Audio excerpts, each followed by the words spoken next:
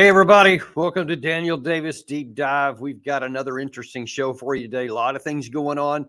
Obviously, a lot in the Israel-Hamas war. We're going to be coming to you live later on this afternoon with an update on that. But today I wanted to update you on what's going on with the Ukraine-Russia war, because there's been a lot of events happening, more so off the battlefield than on the battlefield. And I guess in certain sense, you can say there's multiple battlefields. This one is in the battlefield of getting money for their operations and continuing to be able to fight. And that battle started last night, actually, in the U.S. Senate. Now, last night, there was supposed to be a private meeting of senators among themselves and with some administration officials to talk about asking questions about what the strategy was, what they were going to do, how much money they wanted to give to Ukraine, et cetera. But the whole meeting broke down into a series of arguments and complaints among various members. Most of it had to do with how the funding would be settled and would it be tied to some border security issues for the U.S. border. And that broke down into a lot of acrimony. We're going to see some comments on that in just a second. But then that had a cascading effect because Volodymyr Zelensky, the president of Ukraine, was then supposed to meet via VTC, video teleconference, with both members of the House and the Senate. Those were both canceled because I think that he could certainly see that if the U.S. members of Congress themselves couldn't even come to a decision about what to do, it would kind of be pointless for him to go in after the fact and then try to talk to him again. So that meeting was canceled, meaning there is still nothing on the table for Ukraine to get funding. And the funding that has already been allocated will run out at the end of this month. Now, that leads to the big question of what should the United States do? What is our objectives? What is our national interest in this? And importantly, what is the prospects of success? Now, we're going to start off by showing you a little clip that the Washington Post had out this morning, which really, in a concise way, highlights the internal division among members of Congress right now over this issue. Day one of this administration, he put forward an immigration reform plan that has yet to be acted on. Congress basically ignored it. If they're serious about immigration reform, they ought to take that proposal up by the president. They ought to also pass our supplemental request. I will not vote for any aid until we secure our own border. Reform asylum, reform parole is possible to do. Democrats don't want to do it. All Republicans want to do it. I'm not helping Ukraine until we help ourselves. It's going to take the administration coming to the table and recognizing that their policy needs to change. America overwhelmingly wants the southern border addressed. It represents a national security threat, as his own security advisors are telling him. In my experience, a lot of Republicans support Ukraine behind the scenes and then aren't willing to vote for it in public. They are holding aid for Israel and Ukraine hostage to changes to the asylum system that would destroy the asylum system, things that they could not get done through regular order. And I think we need to put our foot down and say, no, vote on the aid package without those border policy changes. It is astounding to me that he hasn't articulated to this day, what does the end state look like? What does success look like? Is fully ejecting the Russians from Crimea a critical national interest of the United States? How long is it going to take? How much money is it going to cost? What's the strategy to get there? Now, let me interpret a little bit of that for you and kind of give you the so what of all that. Border issues have been an issue for decades. I mean, it's really always kind of lingering in there. So there's nothing new about that, obviously. We've had, the border crisis, whatever it was raised in all 4 years of the Trump administration. It's constantly an issue here. The fact that has taken precedence over the Ukraine issue is what's news. And the reason for that is because the Ukraine issue is dwindling in importance to the American people and definitely to Congress. And so now they're getting back to what's important domestically. The second part of that is the most valid, I think, part of it is what is the strategy? If you're going to try to tell the American people we need to continue to be given our own national security capacity, our tanks, planes, artillery pieces, artillery shells, our ammunition, rockets, all the things that we're supposed to use to ensure our own national security. If you're going to be given that and taxpayer money, you need to be able to articulate a very clear, concise, and compelling vision for why it's necessary. And as the congressman there pointed out at the end of that, so far there's been nothing but a couple of platitudes, which we're going to get to some of those in just a second. But on the point of what the strategy is, One of the Minister of Defense for Ukraine, actually on Fox News yesterday, tried to provide some of those answers. When you see that map and how it hasn't changed from June 7th to December 4th, and you hear the commentary about it, how do you respond to that? Well, I always ask to invite them to the battlefield. It's our land, we defend, and first we have a strategic objective. We want to get to the 1991 borders. We have military objectives for 2024. The defense planning has its own defensive operation. It has a counteroffensive operation. Their objective is not for Ukraine not to exist, for Ukrainian people not to exist. And we're defending it. So it's for the American national interest to fight with authoritarian regimes, not to give them any sign of weakness. It's interesting you mentioned authoritarian regimes. The New York Post has a story out quoting the Kyiv mayor saying Zelensky is turning Ukraine into authoritarian state just like Russia, says Kyiv mayor in shocking interview. At some point, he says, we will no longer be any different from Russia, where everything depends on the whim of one man. Klitschko, the mayor said, there is currently only one independent institution, but enormous pressure is being exerted on it. Local self-government. People see who's effective and who's not, and there were and still are a lot of expectations. Zelensky is paying for mistakes he has made. That, again, is the Kyiv mayor. Your response to that? One, Zelensky is a visionary person. Secondly, he's a brave. He stood and fought against all the invasion. So I think the mayor's comments is that beginning of the political season. Political season, yeah. A couple of things really important there to point out. The Minister of Defense is a politician at heart, and he answered there because Bret Baier asked him first very pointedly, showing that map, which you've seen on our show before. We've actually done the same thing. We've shown a map separated by a full year with no changes in it. And he asked him in that, and his answer was a non-answer. He said, we're fighting hard.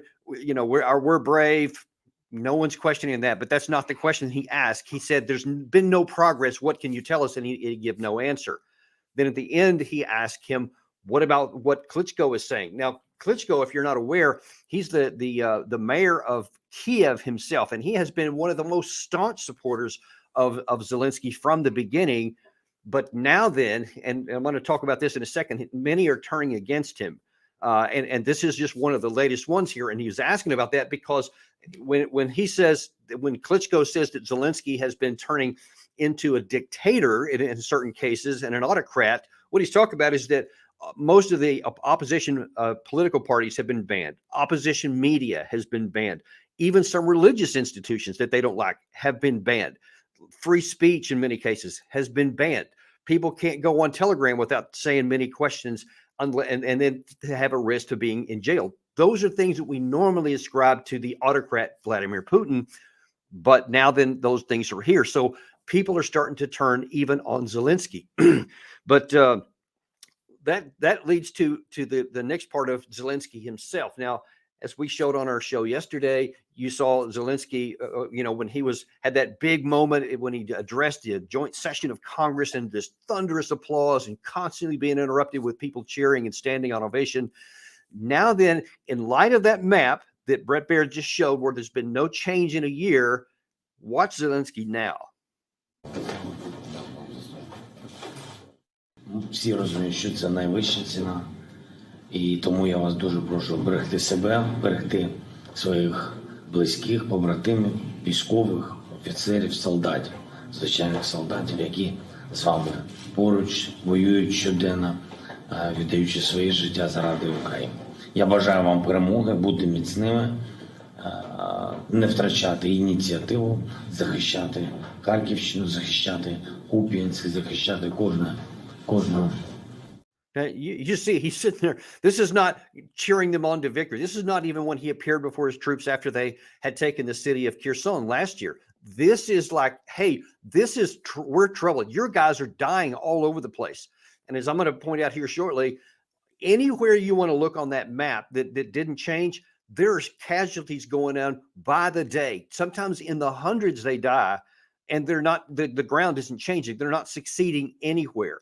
So now then Zelensky has to go to them and try to buck up their courage. But see, these guys see those comments by Klitschko. They see some of these comments by other politicians. They see what's not happening in the U.S. Senate, and they see what's not happening on the ground. Now, if only everyone saw those same things, we might be able to bring this to an end. But even the American Minister of Defense, Secretary Austin, also is unwilling to see reality. Here's what he's saying. Ukraine matters profoundly to America, and it matters for 4 key reasons. First, Putin's war poses a stark and direct threat to security in Europe and beyond. Second, Putin's aggression is a clear challenge to our NATO allies. Third, the Kremlin's deliberate cruelty is an attack on our shared values of democracy and decency. And finally, Putin's war is a frontal assault on the international rules-based order. So you see there that what Austin is basically like not even talking any reality. In fact, nearly everything you said there was just a bumper sticker. He's talking about there is a stark threat to European countries, ergo NATO. He said that it's a frontal assault on democracy. No, it's not. It's not. This just dispense with the nonsense. What this war is about was about NATO encroachment to up to the Russian border by bringing Ukraine in, or threatening to bring, actually declaring that NATO was going to bring Ukraine in to the alliance. Putin has been saying since 2008 that's a red line. We're not going to do it. He had shown in Georgia that he was willing to use limited force to prevent NATO from going into Georgia. He had warned starkly in the almost a year before this war started. That's what it's about. It's not about territorial conquest, no matter what anybody wants to tell you. It's not about trying to recreate the Soviet Union, which used to be the popular thing to say. That's nonsense. Now you see Austin is trying to say other things to try to say why we need to do it, because those other things are clearly evident that it's not true. Even if you wanted to pretend it was true, Vladimir Putin conclusively has shown you he can't do those things. After now 22 months of full-out war, he still only has about 17% of Ukraine, and he's been unable to get more. Now, I think in time he's probably going to succeed because of some really bad tactics and strategy used both by the United States and in Ukraine in what they've done. We're going to discuss that separately in a deep dive here. But the fact is that even with those mistakes that we've made, still Putin hasn't been able to go any further with that. So the idea, the claim by the Austin and many others here that Putin will represent an existential threat to Ukraine on a conventional level is utter nonsense. So it's just not true. Now, that brings us back to where we started up here. Should the United States Congress give more money to Ukraine? Should the U.S. administration actually lay out a compelling vision and tell us what the strategic interest is? What's the end state? What are we trying to accomplish? Of course, the answer is the second one is yes, if there is one. But if there's not one, and if we can see on the battlefield they're not succeeding, there is no prospect for them to succeed. You see the United States, however this issue is eventually resolved in the Senate, and it will probably eventually get resolved. I doubt that they'll go to zero. I doubt that they won't have any kind of money. They'll probably give some, but it will be way less than what's asked for. What's not even on the table is the hundreds and probably thousands of additional armored vehicles that would be necessary to make good on that first clip we showed you with the defense minister of Ukraine. He says they have a plan for 2024. They're going to go back on the offensive, and they are going to continue to go back. Their objective, he said, I don't know if you caught that, was the 1991 borders. Well, that's just never going to happen. If Russia has shown that they're incapable of taking the whole of Ukraine, Ukraine has shown that the utter incapacity to take even back this 17%. They just can't do it.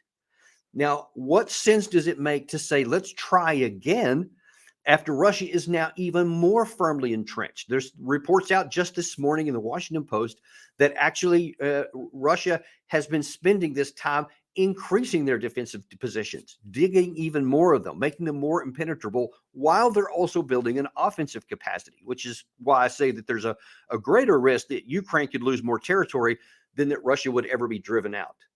Folks, the same thing is going on in many European capitals. They just don't have any more tanks to give. They don't have any more airplanes to give, to throw into Ukraine, because they're worried about their own supplies.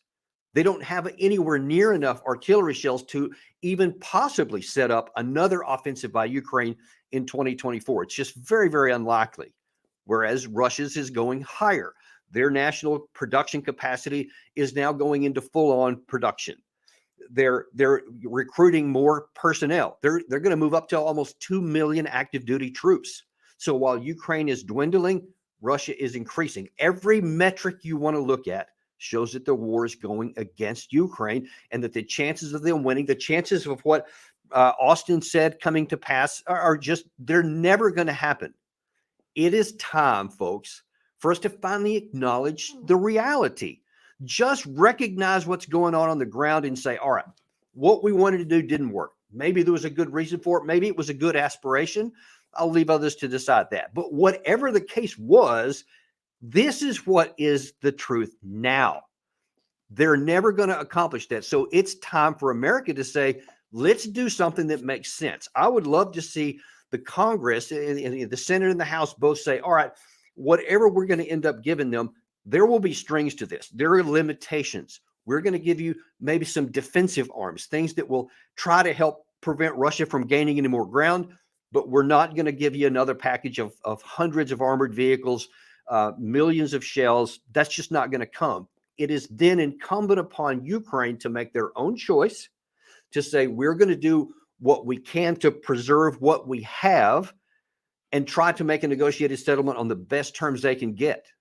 Now, I know that's anathema to many people. People don't want to hear that because there's so many people that think evil empire, and they don't even want to talk to them anymore. They just want them to lose. Again, you can have that desire, but if the physical constraints won't allow it, you can't pursue a policy, you can't succeed.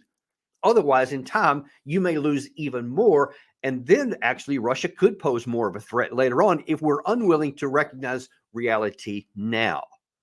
So for our own interest, it's time to put aside all these bumper stickers like we keep hearing from senior officials, both in Kyiv and in Washington. It's time to recognize the truth, folks, and let's get this war shut down. Let's start protecting those innocent civilians in Kyiv. Let's start protecting those innocent soldiers in Ukraine that keep going to the front, even though they're fighting a losing cause.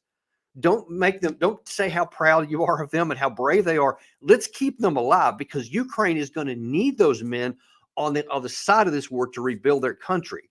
Let's don't throw any more of them away. That's all we have for you today. We're going to have an update for you, a live update later on this afternoon on the things going on the Israeli-Hamas war. And we're going to continue to being unintimidated and uncompromised to bring you all the truth, even when it's hard and ugly like this one was, but it's what you deserve to know. And we're going to be here for you. Be sure to like and subscribe, share this channel with everybody you know, because most people don't get the truth that you're getting right here. And I want to see that expand. Thanks. And we'll see you later on this afternoon on Daniel Davis Deep Dive.